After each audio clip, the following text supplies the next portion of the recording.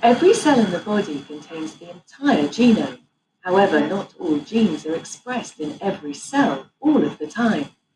How do cells control which genes are expressed? To understand this, we need to explain how transcription is controlled, explain how translation is controlled, describe how proteins can be modified after translation.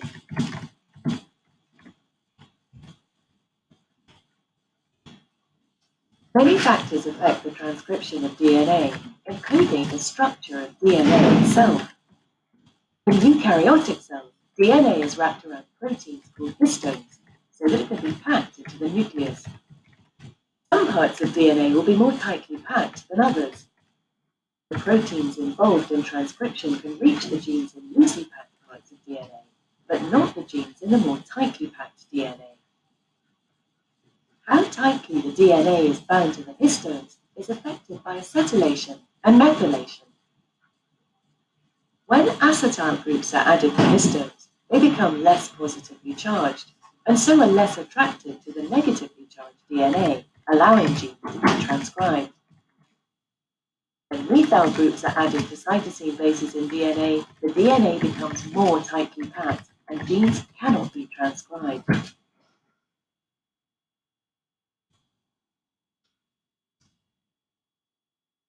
Transcription factors are proteins that switch on transcription.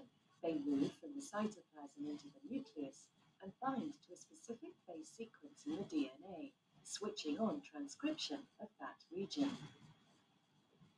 Some transcription factors are regulated by hormones, meaning that until the transcription factor has been activated by the hormone, it cannot bind to DNA.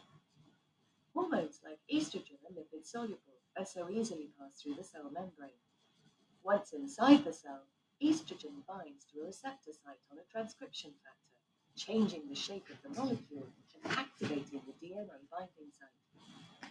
Now, when this transcription factor enters the nucleus, it can bind to a specific site of DNA and initiate transcription.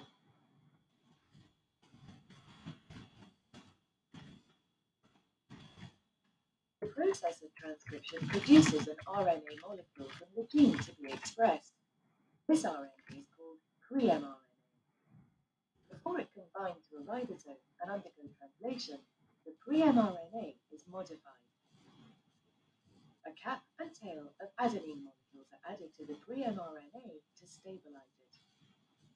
The pre-mRNA may also be edited by addition, substitution, or deletion.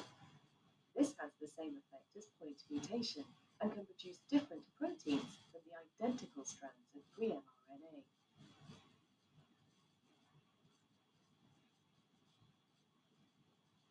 Translation is the process of synthesizing the proteins coded for by mRNA, but not all mRNA that is produced is translated. It may be broken down in the cytoplasm, for example by small interfering RNA. Small sections of double-stranded RNA are produced in the cell. They split into single strands and bind to specific enzymes.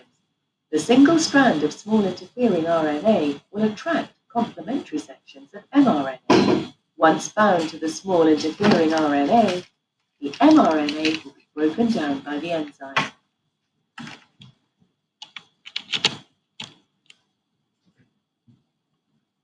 Following translation, not all proteins are active immediately. A protein may need to be activated by phosphorylation. Enzymes called protein kinases regulate protein phosphorylation and so can regulate cell activity. Proteins can also be modified after translation by folding, shortening, or addition of non-protein groups, all of which can be used to regulate how much of an active protein is produced.